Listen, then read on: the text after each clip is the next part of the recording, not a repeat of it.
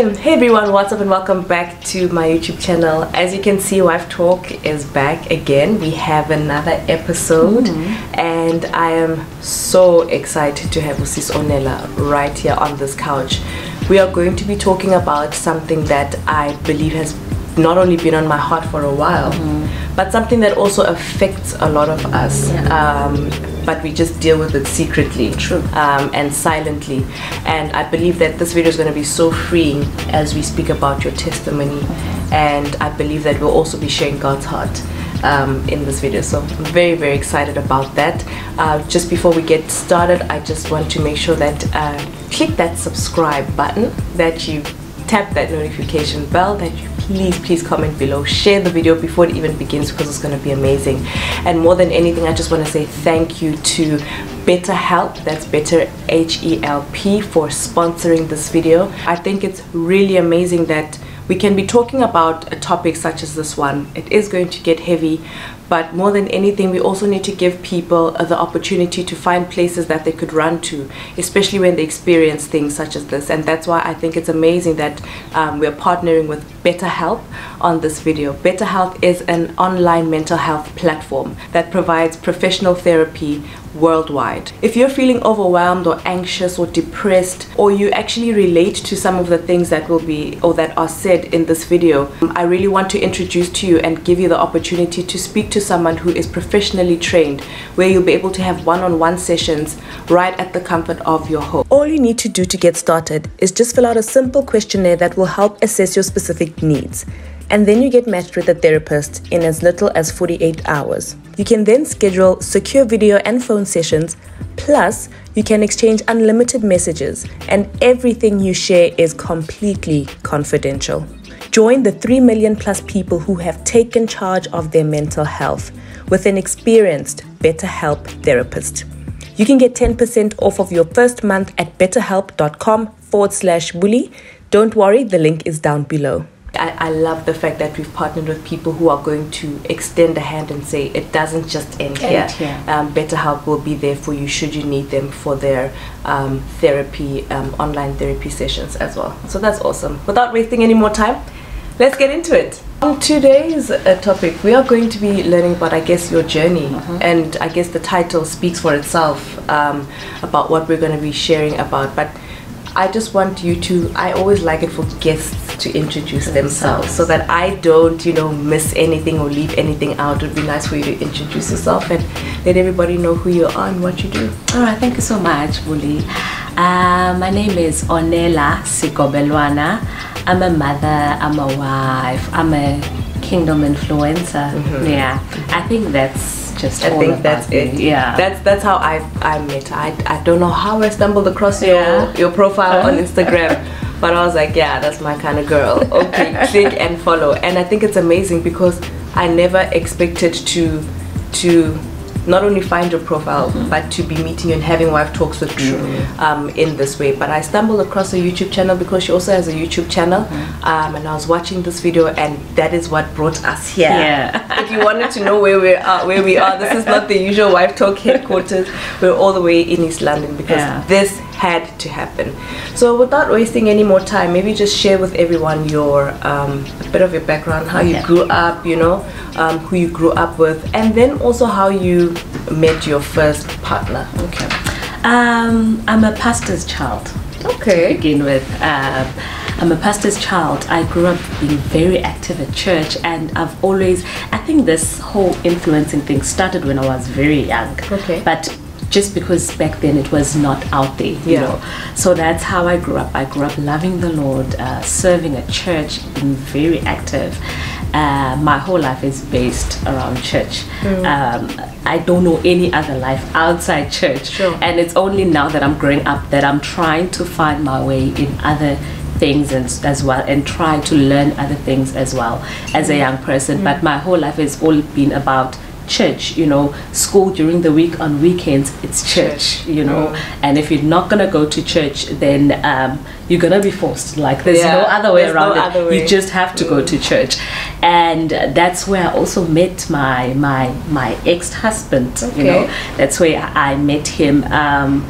his father and my father, they knew each other from back then. So right when his father was about to pass on, because his father had founded his own church as well as my father, so the father wanted my father to sort of like oversee the church in his absence. I guess he already knew that he was about to leave this earth. Sure. So that's how I ended up meeting him. He is I almost said he is a pastor as well from his father's church. So my father was supposed to like sort of like mentor them in the absence of their father, and that's where he actually met me. When we met, it was not love at first sight. Really? Yeah, it was not love at first sight. And growing up, I had always told myself that I would never marry a pastor. Same. You know, like I would never marry a pastor because I knew everything. Especially when you grow up in the church. You like I was like, I would never do this. I don't see myself sacrificing my husband for everyone else. I was like, and other things as well. So when I met him, it was not love at first sight. He was not even my type of guy. You know, in every other way, he was not not because he's my ex-husband now, but I had to learn to love him. Sure, okay. You know, and he was a very warm guy. He was a very loving guy. The type of guy, when he enters the room, everyone warms up to him. Yeah. You know, so in that whole process of meeting him, I was not so excited. Everyone loved him, but I did not like love him to that degree. And when he proposed marriage, I said no. Like, no. You are not my husband, you are not my type, you are not this, you are not that. He had to involve parents, you know, like speak to my mom, and my mom warmed up to him so much. He spoke to my mom, how much he loves me, the plans he has for me, and now I felt like I'm this bad person because I was the only person who was like, I don't like this guy, like I don't want to marry this guy, you know. And everyone around me, around the church, around my family, everyone was just warming up to him. So I seemed like this person. What's wrong with Onela? You know, you don't see God, and how do you begin to say no to an on fire pastor, an on fire man of God? How do you say no to him when he proposes, you know? Because even that time he proposed to me, there were other young women who wished, you know, he had proposed to, you know, so it all did not make sense. But the more I spent time with him, a friendship developed, you know, and then I think from that friendship, I was able to say, okay, you know, let's get married, you know. It would only make sense to get married. So that's how we got married. We met in a short space of time, and we got married in a short space of time. So from before you got married, did you see any signs? Because I believe, and I think maybe we'll get there, you spoke about him being abusive towards the end. Were there any signs then? You know, when Buli, before the whole, I remember he proposed and I said yes, and then he was so eager to have an engagement, a ceremony, you know, and there were no abuse signs, but there were signs of infidelity. You know, before, because there are a lot of things I saw just before the engagement, but he covered that up by putting his mother on the spot, and his mother kept calling and asking, when are you guys setting the date for the engagement, you know, calling my family, and now I could not stand up and say, this is what I saw, this is what he's doing, you know. And when I saw those, he always said, no, this is my past life, you know, you can't be judging me, these are people from my past, you know. And I thought to myself, who does not have a past? You know, maybe let me forgive him. Maybe once we get married, things are gonna change. Maybe, you know, and because I'm exposed to a lot of marriages in the church, you know, when a person's gonna get married, a lot of those type of things, they come up, they start to show. So I thought to myself, maybe this is a test from the enemy. Maybe the enemy does not want us to get married. I'm gonna fight this, I'm gonna stand for my marriage, you know. And then we eventually got engaged, we got married, and my life changed. The first month of marriage, my life what happened changed. during that first month, if you can share whatever during you the can first share. month, before the abuse started, a child was reported, like the mother of the child came this guy had impregnated a girl from church. Your husband at the time? At the time. Yeah. So we are married now. The mother is coming and she's like, you made me pregnant and you said you're not ready to be a father. And you said I should raise this child on my own. Then all of a sudden you are deciding to marry someone who does not have a child. So the lady came and she dropped the baby. The baby at the time was 3 months. Sure. Now imagine, I did not have a child. I'm getting married and everything is new, and we are staying with his family because he said we should stay with his mother. The father had just passed on. Yes. So we should stay with the mother and so we are staying with the mother. The baby is coming. Now I'm gonna be a mom, you know. Yeah. And this guy has told himself that I said I do not want to be a father. So it's up to you if you are going to allow this baby to stay here. And me being me, I'm like, I can't imagine a child not having a mother and a father, I'm here. And if I say I love this person, I love everything that's got to do with him. Of course. So I took care of the baby. The baby was there. He was not involved. At all. When I say not involved, the baby would cry and he would just pass by. Because he would say, when I married you, you did not have a child. So this whole thing of babies and I'm not involved in that. To a point where when we'd sleep at night, I would have to put the child on the other side, not close to him. But that's weird because it's not your child. It's not my child. It's his child. His child. So that started to happen. The baby grew. Okay, whilst the baby was, because we got married in October. Yeah. In November, the child was brought. Yes. And that's where even the abuse started. The baby was there and the abuse started. I remember we had our first argument about the baby, and that's when he smacked me for the first time. Sure. It was a shocker for me. Yeah. And he apologized. And I thought, okay, maybe he's overwhelmed. Sure. He's going through a lot. I forgave him. But it went on and on and on to a point where now him beating me would happen even the morning just before we go to church. You know, he would do that with the baby being there. 6 months down the line, the mother of the baby decides that I want my baby back. She comes, she takes the baby back. And now I have worked the relationship between the father and the son, and they get along now. He loves his baby, he bonds with his baby. It was such a horrific 6 months of my life because I was working at the time and I was working shifts. So I have to wake up in the morning, say for that week I'm working 6 a.m. I have to make sure that I leave everything of the baby being up to date. I go to work. When I come back after 2, I have to take care of the baby. I have to take care of my duties as a wife. I have to take care of the house, you know, and everything would wait for me. Sure. And then all of a sudden the mother decides that I want my baby back. Sure. And at that time I told myself that I'm not even going to have a baby up until this child grows to a certain age. Then that's when I'll have my own baby. I've already bonded with this child. Sure. But the mother decides that I want my baby back. And after the mother took the baby back, now I'm started to be insulted that you can't even bear kids, you are barren. And I'm being insulted by the same husband. So I started being under pressure now that I want to have a baby. You know, I was under pressure.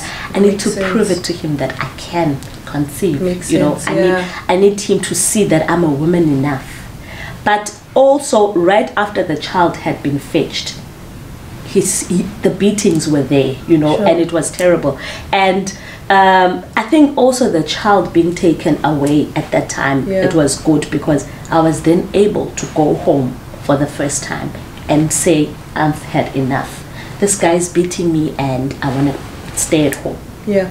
Because I've grown to love him, we are in love. After some time, he would come back and apologize and beg me to go back. And this is when you're home. I'm at home. Yeah. He would beg me to come back and I would warm up to that and eventually go back. He would not beat me for like 2-3 weeks, then back again. Yeah. And you know, it's so weird that when you listen to the reasons why he's beating me, it's such petty things. Yeah. And not that there's a reason why a woman should be beaten in any case. But this guy would beat me because when he was away, he went out. I did not check up on him where he is. When he comes back and I ask him, where are you coming from? Why am I nagging? You know. So your entire being changed to protect someone who wasn't protecting you. Yes. Your entire being changed to serving someone who wasn't serving you. Yeah. You threw yourself out the window. Yeah. And became whatever it is he thought you needed him, or he needed you to be. And I remember when I reported this to my parents, my father was like, I've always known that this guy is not your type. You deserve so much better than this. And I was thinking to myself, no, I've got to make this work, I've got to make this work. Sure. Because my mother was divorced and oh, by the way, when I say my father, it's my grandfather. Yes, because I'm raised by them. But when your mother has you at home, they're your parents. So I was like, no, I've got to make this work. Like, my sister got divorced.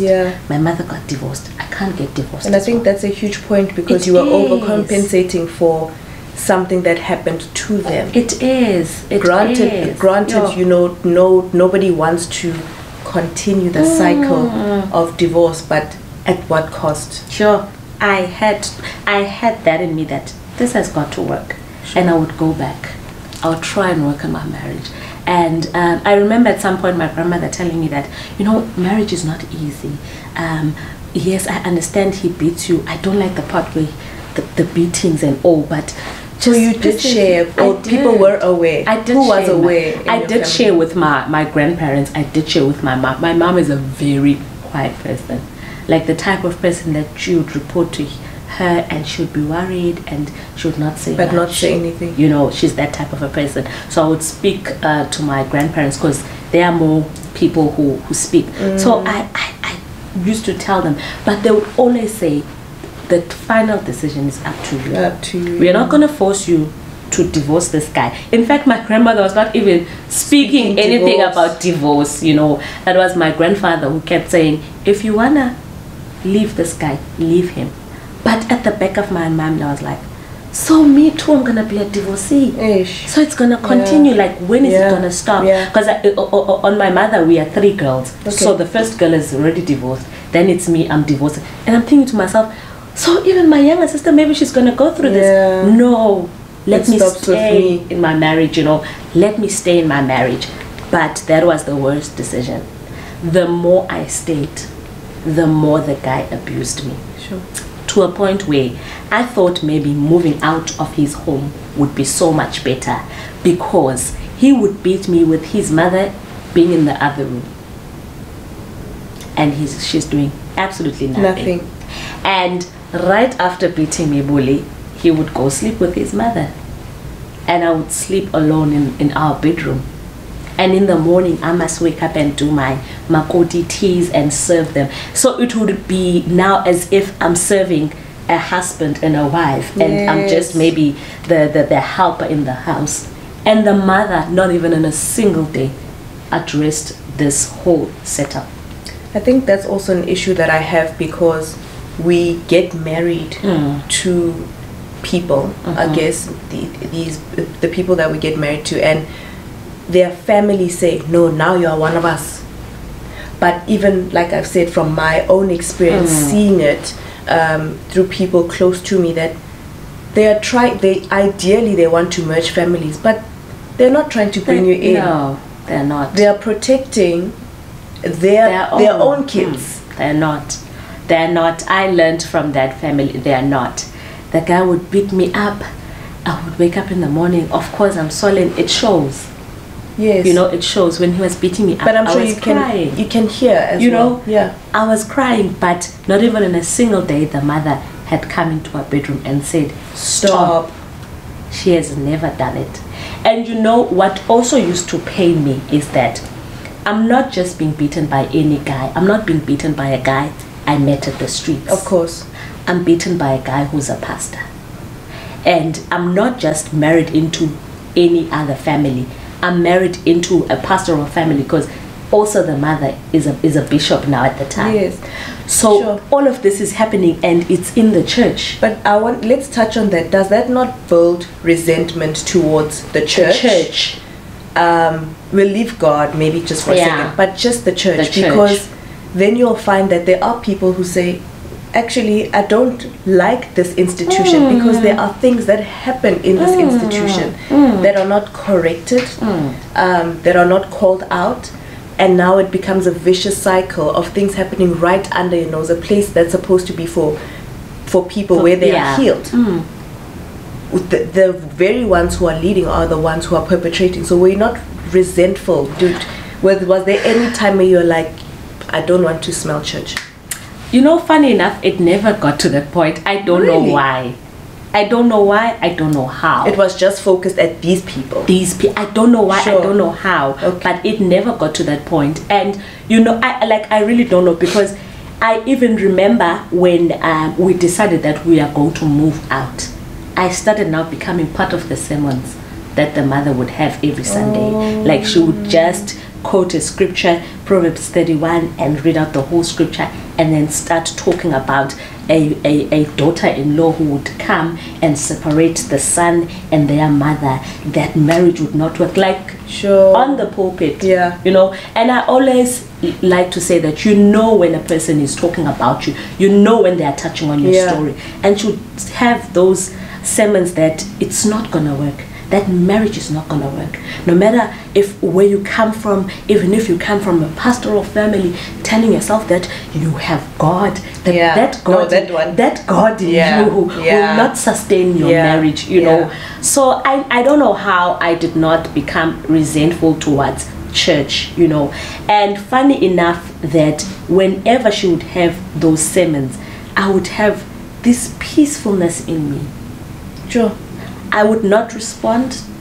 I would not react in any other way. And it's only years later where I think to myself that, why didn't I just stand up and leave while she was preaching? Like, just show the people that I'm not going to tolerate this, you know.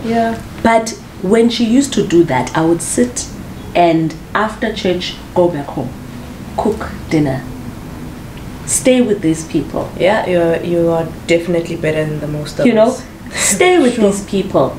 And also another thing was that I've always been cautious of the fact that I'm a pastor's child. I don't want anything to also embarrass my family, you know. So I also had that in me, that whatever I do, I don't want to embarrass my family. He continued, Buli, to abuse me, and whilst he was abusing me, I kept on praying that, God, maybe give me a child. Maybe if I fall pregnant. Still through this process. Through this whole process. Remember, he's not just beating me. This guy's also insulting me. You know. So I thought to myself that maybe if I fall pregnant. And you can prove to him that I'm not barren. You know, I'm not barren. I can bear a child. And not just any child. He wanted a girl. So I'm like, God, please give me a baby girl. Then maybe things are going to be so much better in my marriage. So you do end up getting pregnant. I do end up getting pregnant. And what is his response when you tell him? I do end up getting pregnant. I don't even know how I got pregnant, because the stress I was under, I had to leave my job, I had to sell cars, I had to, like I sacrificed a lot, but I don't know how I ended up getting pregnant. I got pregnant. In fact, even before I knew I was pregnant, he knew I was pregnant. He told me that I'm pregnant. We went to buy the test, we tested, and yes, I was pregnant. So I said to him, maybe let's keep it to ourselves up until maybe it starts showing. I'm excited. Let's keep it to ourselves up until it starts showing, and then that's when we can tell our families. And he was excited when he found out that I was pregnant. He was excited, and I remember this particular day where his mother called, and she started insulting us and told us that this child would not come to life. The fact that we never told her. Am I scared that she's gonna bewitch me? You know, and this is a decision I made. I think like generally I'm like that with pregnancies. Like I always love it. You didn't do it maliciously though. She took it upon herself. Upon herself. You know, even my mother, even my family, they did not know that I was pregnant. Now I'm 6 months pregnant. I'm working at a radio station Sunday mornings. I have a gospel show there from 6 a.m. till 10 a.m. Then at 10 he comes to fetch me and then we go to church. This one Sunday he comes in the car. It's him, it's his mother, it's the baby mama. And I'm like, Johnny, you know, like, okay. So just before we get inside church, I think to myself that, no man, I'm not gonna go inside church feeling like this and thinking all of these things. Let me ask him what's happening, so that when I get inside church, to be right. Everyone got off the car, and when I asked him, you know, at least update me, and he told me that when you got here, this lady was here, and you are also gonna live with her being here. Sure. So don't ask me what am I doing. So before I could even finish my next question, he beat me outside church. Oh. My tummy is this big. I can imagine. He beat me. I remember I had braids on, so I had this big bun. He beat me up until the bun went off and all my hair was like down here. He beat me up until I bled, because he kept on beating me, and up until I bled, and my face swelled. And I said to him, and then he asked me, are you gonna go inside church or do you want me to take you home? And I said to him, no, take me home. Like, I can't go inside church looking like this. He was so angry. He drove home and he said, you wasted my time. I went to fetch you at your workplace, and I get to church and you are saying you want to go back home. You should have taken a taxi if you wanted to go back home. On our way from church, okay, we're staying a bit far from the church, so on our way, it was like a 30 minutes drive. On our way from the church to back home, he was making threats on the way. So when we got home, he pulled me out of the car and he opened the doors and everything, and he took off his belt. I was already on the floor. When we got inside the house, he kicked me and kicked me. And the final part was when he sat on top of my tummy and he strangled me. At some point, I gave in and I thought, I'm dead, you know, I'm dying, because the way he strangled me, I could not even fight it off anymore. I struggled to breathe, and I just stopped trying to defend myself. And I think he thought I was dead. Or maybe he panicked or something. That's when he stopped. And then he left. Apparently he went back to church, and he was going to preach on that Sunday. He went back to church, and I was already used to all of that, him beating me, and then, you know, and then go back to church and then preach, and not only preach, but we also serve Holy Communion on that specific Sunday, you know. So he did as he would normally do. And I remember trying to call my family, because they were also at church, and I ended up calling the best man and his wife. They were close to me, so I ended up calling them, and they came and they picked me up. They took me to hospital, and I was hospitalized for like 2 weeks. So when I'm at hospital, people are asking, what happened to you? And I said, no, I was attacked. Open a case. And I was like, no, when I'm ready. Like, I could not say my husband did this to me. So when do you leave? When do I leave? I leave right on that day, after I was hospitalized. I was hospitalized. I called my parents, and for the first time my grandmother is like, how could he do this? You know, if you would open a case for him, he would be arrested. You know, and he would serve a very long time in jail. Come back home. I was discharged. We went back to my house. I went to gather a few clothing items. He wasn't there. And as I'm gathering these clothes, I'm not taking everything, you know. I'm taking a few items with the hopes that coming back, you know, because I'm used to going back home and coming back, you know. So he called me one time. I think it was 2-3 weeks later. He called me. He wanted to meet up with me. But I should not tell anyone at home that he wants to meet up with me. He wants to apologize. And in my mind already I'm thinking, he's gonna kill me this one, you know. So I tell my parents, and they say, no, go meet up with him. And I tell them where we're gonna meet him, and they say, go meet up with him. We meet up, and he apologizes for the first time, and I'm thinking to myself, yo, God is good. This guy is apologizing. He apologizes, and I forgive him, and he later then says, I want a divorce. Sure. I'm like, okay. And I've always said to him in the marriage that when you feel that it's no longer working for you, let me know. Say it. Don't cheat on me. Don't do any funny things. Say it. I'm a lady enough that I will go back home. Yeah. So when he said he wanted a divorce, I did not beg him and ask why, because already I had seen that our marriage is over. Yeah. But what I disputed was him saying that I don't want anything to do with the baby. Sure. You can terminate the baby. You can give it away for adoption. At 8 months. You can do whatever you want to do. But don't involve me in the baby's life. Sure. So I said to him, the same words that you used to that woman. Yes. These are the same words you are using to me. Yes. But that's absolutely fine. Let's divorce. I will not contact you with anything that's got to do with the child. Sure. He was happy with that arrangement. So I asked him, when are you filing for the divorce? He said, when he's got time. I went back home. I let them know of what's happening. And from that day, my grandmother said, start to pray for him. And I'm thinking to myself, start to pray for him. Yeah. And she started saying, start to pray for him. And I'm asking her, what am I going to pray for when I'm praying for this guy? Yeah. My grandmother said, when you're praying for him, pray that you find peace. Pray that he finds himself. Yes, you guys are going to divorce. And pray that you don't become bitter.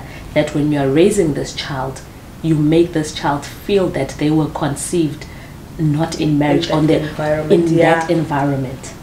So I started to pray for this guy. I would wake up at 12, pray for this guy, pray for this guy, pray for this guy. To a point where, Buli, I never had time during the pregnancy to pay attention to myself, because I was conscious that I need to give birth to a healthy baby, and also I'm praying for this guy so that I don't actually become bitter towards him. And also I never had time to entertain depression, because it was I never like paid attention to myself. Sure. You know, after giving birth, it was not about me. Now I had to be I had to be so focused, because my grandmother kept saying, if you're gonna be depressed, you're gonna breastfeed the child out of anger. You know, so it's always never been about me. I think a month later or so, he lost his car. He lost the house that we were staying in. He went back home to stay with his mother. I gave birth eventually in October. Now the funny thing is that we were married on the 25th of October, and I gave birth on the 24th. So like day before our anniversary. And we were married, we were about to complete 2 years in marriage. So it was hardly even 2 years in the marriage. I gave birth, and I thought maybe he was going to change his mind after I had given birth. But it was the same. I called him to let him know that I've given birth, and he was like, so, sure. That's when now I was like, okay, let me go file for the divorce. I went to file for the divorce. He still did not take me serious when I filed for the divorce. He didn't want to sign? He didn't want to sign, didn't want to do anything. I continued to raise the child. I gave birth to the child. He never called on any day to ask, so is it a girl or a boy? You know, he never called on any day and say, what do you need for a child? He's not that child's father, you know, like in his mind, he does not have a child with Onela, you know, and up until the baby grew and the baby's about to turn 6, he's never been present. He does not know the baby, maybe he does know the baby from social media, I don't know, but that was it. Oh, that's a tumultuous 2 years. I remember, like I said, I was watching a video and you said you never stopped going to church. One of the things that obviously that happened to us, when bad things happen to us, we stop going to church. church is one thing. We stop the relationship that we had with God. How were you able to continue that relationship, knowing this is God in you? This is what I thought would have worked out, and it didn't, and now I must go back. Because sometimes when I know I tend to be that person. If something hurts me, answer for next. Like, you hurt me once, you're most probably going to do it again. And sometimes we tend to say, God, but if you were here, this would have not happened. True. You know. So how did you move from that mindset, if you ever had that mindset, to say, no man, I'm going to keep on working on my relationship with you? Okay. One of the things that made me not leave God and kept on going to church, because remember, when I went to church, eventually I went back home, and I started going back to my old church, you know. And when I got to church, I would feel like I'm a misfit. I don't know whether to go sit with the youth, because I'm not a youth. I was married. Yeah. I don't know whether to go sit with the married women, because I'm not married anymore. You know, so I did not know where I belong. But one thing that made me not want to give up on God, I kept on believing that He once said in His word, He has plans for me. Sure. I'm eager to see what those plans are. Sure. You know, like, I want to see if this God thing does work. I want to see it on me. Yeah. I remember at that time, a scripture I held on so much was the scripture on Luke, where the story of Mary and Martha. Yes. You know, I held on that story so much about sitting at Jesus' feet. Now, every now and again, I would be given a platform to share the word, to pray, to do, and whatever I say or do, it would always be around that. I remember people kept on saying, so if she's sitting at the feet of Jesus, where's the husband? You know, if she's sitting at the feet of Jesus, why is she divorcing? You know? But all when Buli, that kept me to not move away from God. I was really eager to see what God has for me.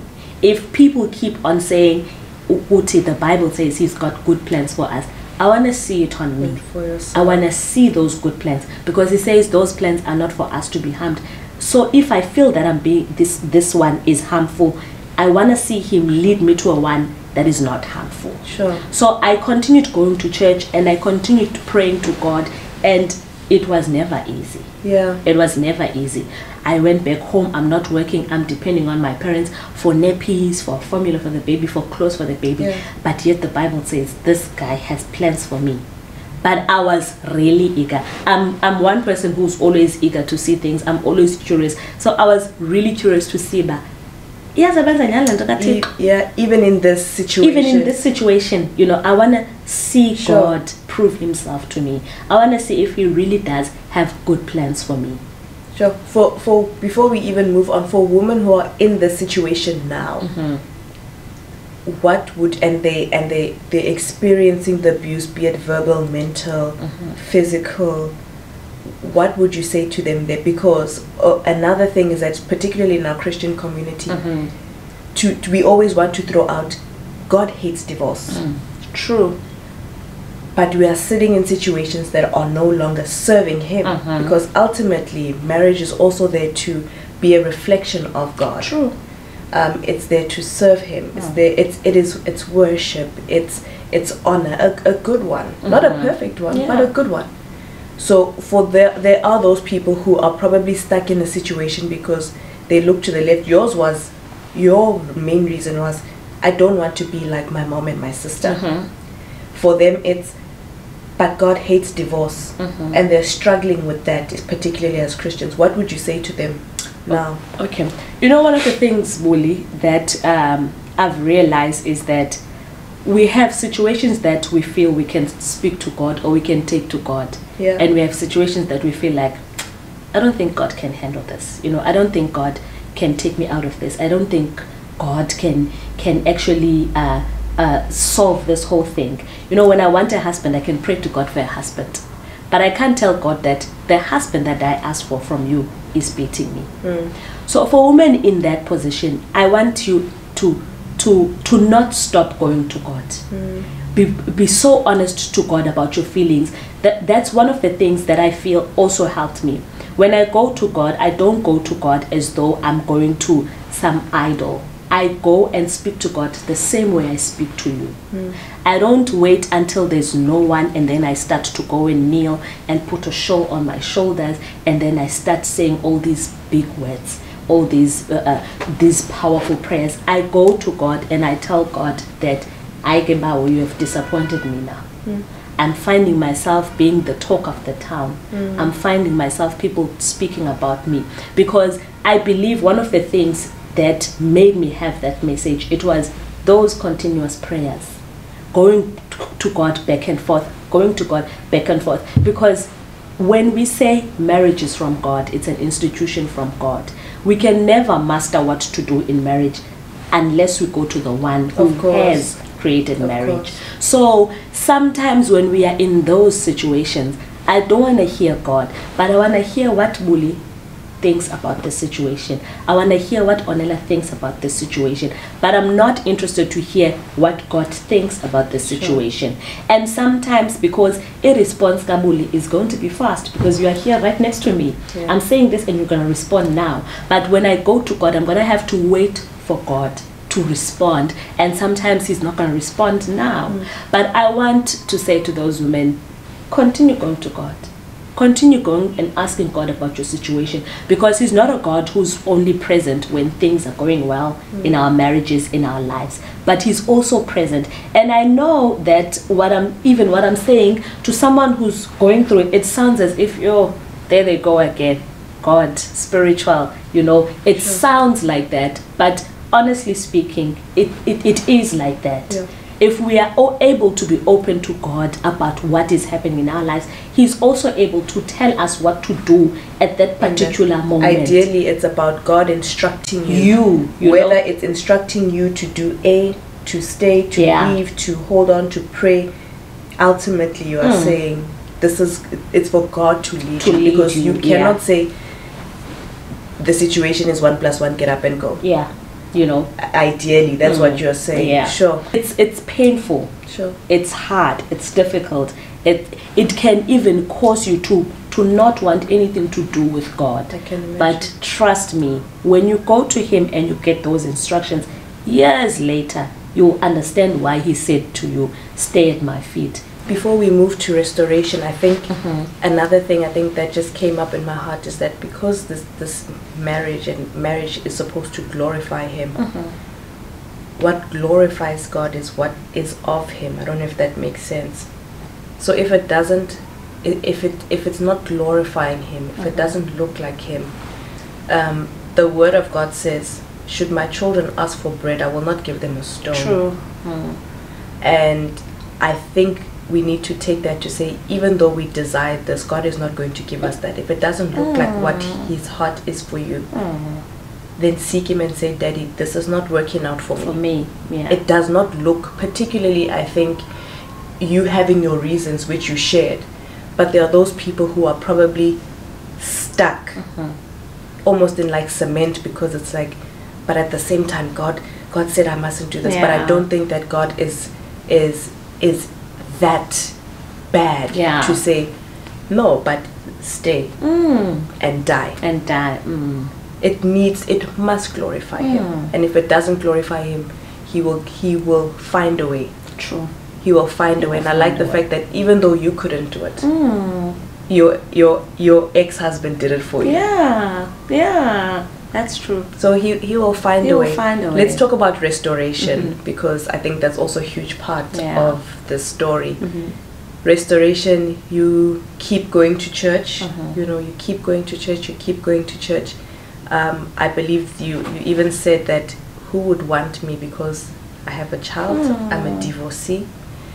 No one's going to want someone who is, And I think that's the thought that happens when it's like, oh my goodness, I have to start again. Worse, I have a child. How am I going to find someone who will be with me again? But God says, don't worry about that.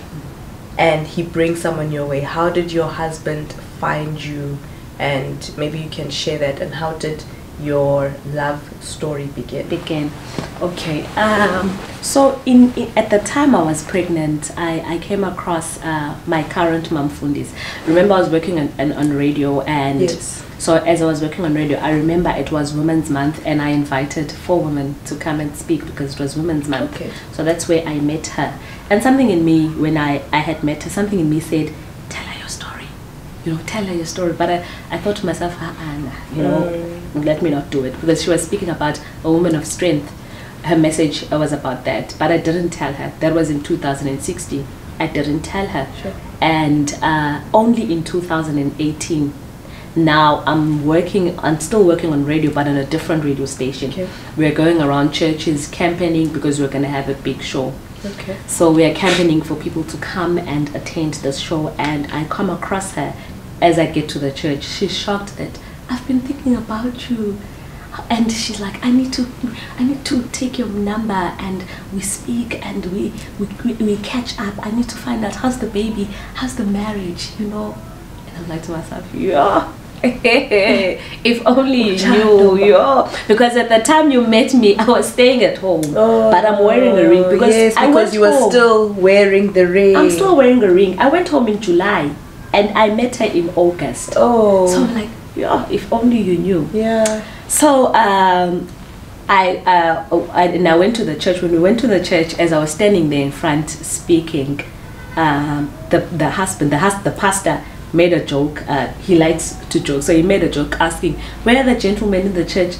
Please make sure you don't leave this one. Yeah. This one belongs to the church. And everyone started laughing.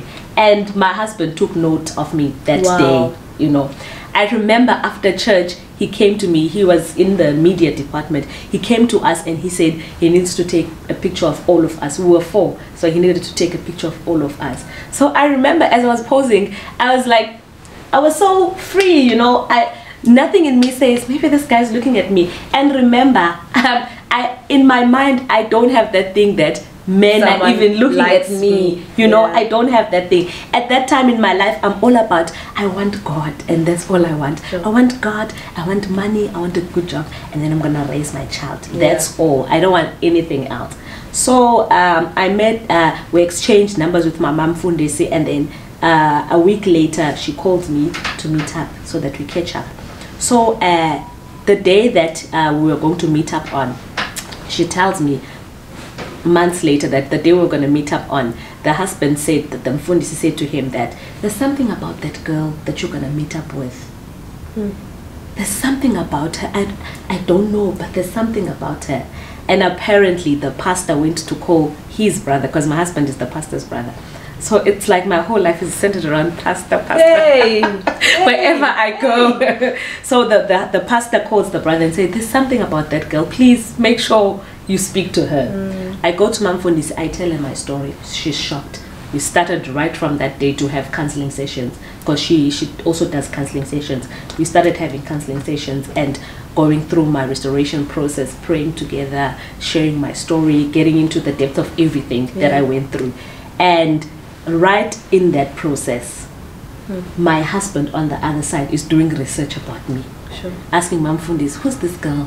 Tell me about her. So Mamfundis is like, oh, this girl, she grew up in church, and the first time she found love, she got married to this guy, and this guy started to beat her, and then now she has a baby, and So right after that, my husband started now asking people from if he sees that you're commenting on my stuff on social, he'll start researching about me on you.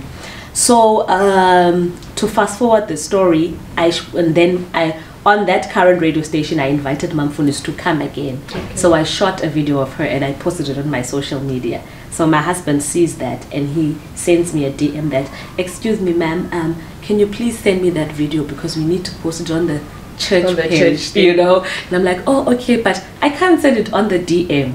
I need something. I need you to give me your number. He gave me his number. I sent him the video. Till today, I have not seen that video on the church page.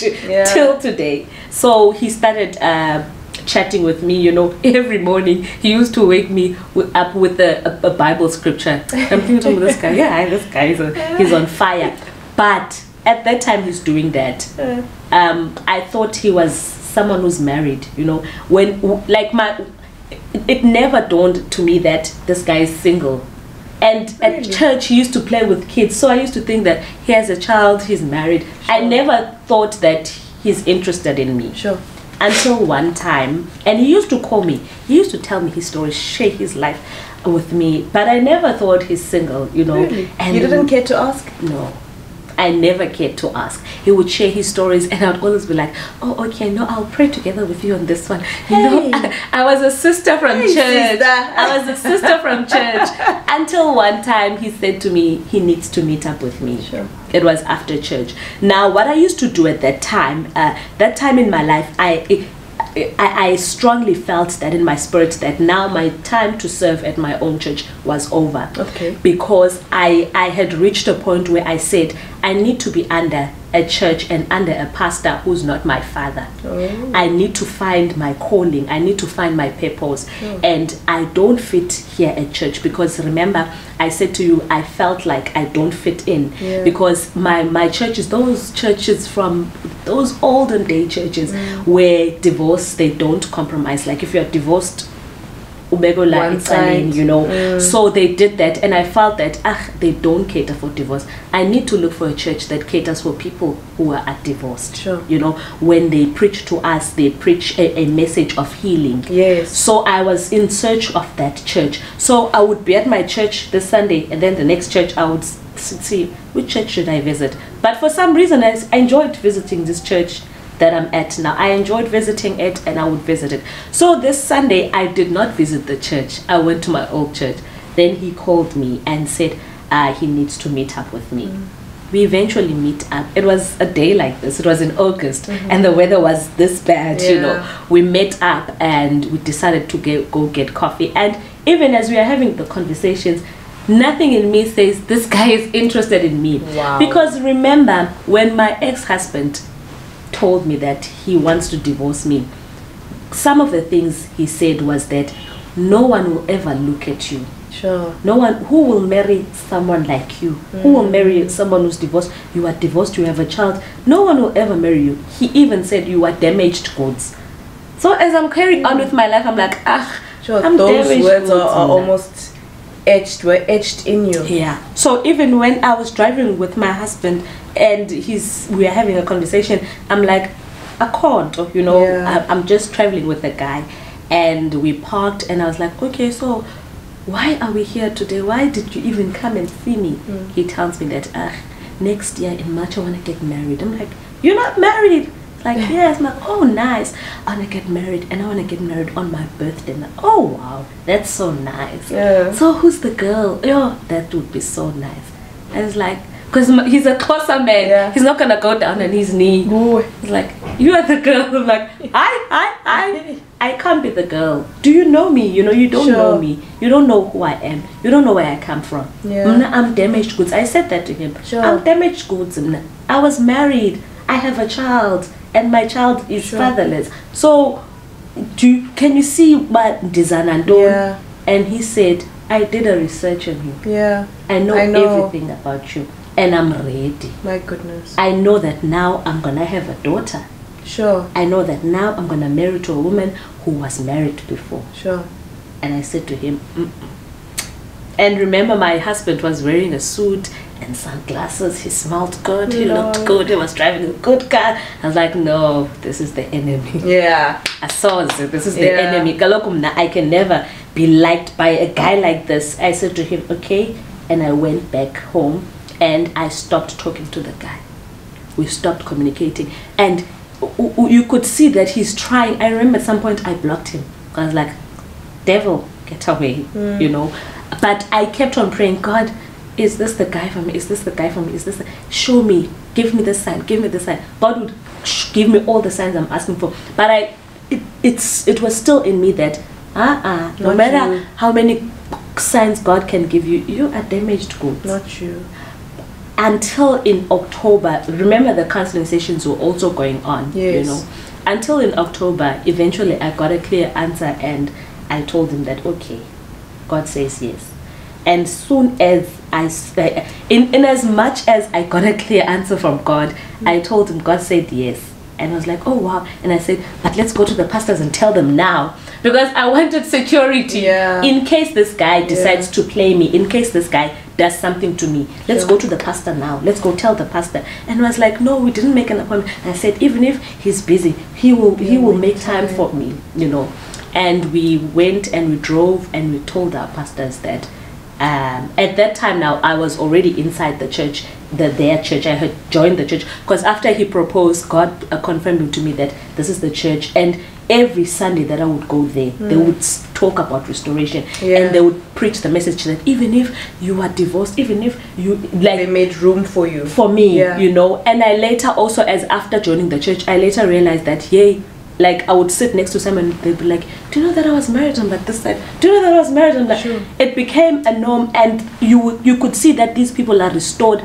It does not show that they were once broken. Sure. So I was part of the church. We reported to the pastor, and we started now counseling sessions for our marriage, and also are still continuing with my sessions. So as soon as my sessions were done, we started also continuing with the marriage counseling. So that's how we met, and I loved the guy from the day he proposed, but I was not sure, you know. I loved him, the fact that he was ready to step in. And some of the things I would say to him whenever I express my love for him is that one of the things that make me to continue to love you is the fact that whatever happens, whatever tantrums I throw, you never leave. You never threaten to leave. No matter how heated the argument that we have is, you never leave. You are always willing to stay there and wait for things to get so much better.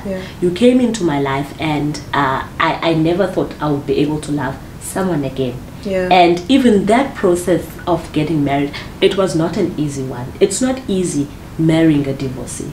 Sure. It's not easy because one thing triggers another into that person. But that guy always stays.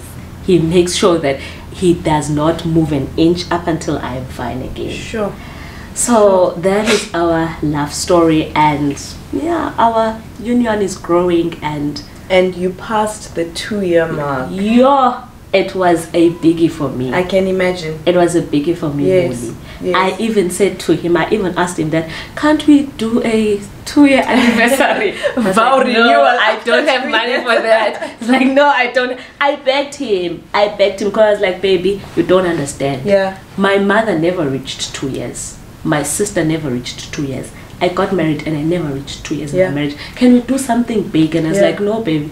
And then now we'll do 5 years. I'm like, 5 years is far. Let's do 2 years now. And people also could not understand why I'm making an issue out of 2 years. People felt that it's still honeymoon phase. She hasn't seen nothing in this marriage. She's gonna see. You saw it all in the last one in a few months. You know? So they were like, But for me, finishing 2 years in marriage with my husband was a big issue. We are going to be 3 years now in October. It was a big issue. And it was a big issue for me, because I knew where I was coming from. And I knew even during those counseling sessions, I didn't even think that we would eventually get married. Even on our first year when we got married, and remember, I did not know this guy. Of course. You know, we met at church, just like the previous guy, you know. And you know, at church, the things, they don't drag for so long. I met my husband in July, and the following year in October we were getting married. So the only time I got to know the guy was when we were preparing for our marriage, you know. So a lot was just happening, and a lot I had to unlearn a lot of things. I had to work on myself a lot, you know. At some point I would even go to him and say, you know what, I think let's divorce, you know, because I can't deal with this. I don't know how many times I've said the D word in my marriage, because I felt that I don't want him to say it first. I want to say it first before. I don't want him to disappoint me first. Let me disappoint him first. So that's why I keep on saying, no matter what tantrums I would throw, my husband would be like, and divorce and I'm staying here. I'm gonna die with you. So I'm not going anywhere. So it's been that journey, but God has been so faithful. What an incredible turnaround from a tumultuous start But to me, it speaks of restoration, the way God says that He will restore you and restore you better than before. And I can appreciate your husband's patience. You know, patience is a huge thing. We take it lightly, marriage, it's a huge thing. It is. Patience to see you and just welcome you, but also to say that you're worthy. This is God's standard, and that's what I'm saying. Marriage ought to glorify God. You ought to see it, and you ought to see God within it. The patience, again, not perfection, but the patience, the love keeps no record of wrongs. But it also reminds me of, I think even your story right now reminds me of, and it paints the picture of Christ pursuing us. Buli. Even when we are not worthy, because we say, no, God, you cannot love me when I've done A, B, C, D. Yeah, just like in the book of But Isaiah. He says, I'm here. I love you regardless. I think that's so amazing. So thank you so much for being here and sharing your story. And I hope that you guys have not only learned, but you'll share it. More than anything, you see her strengths, you see her weaknesses, you take from her lessons, and know that God wants the best for you. That's true. He doesn't want you to stay in situations that are not serving Him nor serving you. He wants something good for you, and if it's not good, trust and have faith that you can get out, and that He will find a way for it to be good. True. I think that's also another thing. Have hope that this is not the be all and end all. Imagine someone telling you, Guti, you are nothing. You are nothing. That is just bizarre. But we are here now. Look at us. We are here now. Look at us. Right? I think that's amazing. Thank you guys so much for watching. And I will link all her details below. You'll definitely be seeing all her tags for social media. I'll put them as well in the description box, but you'll see them here on screen. Thank you so much, sis. Thank you. Till next time. Bye.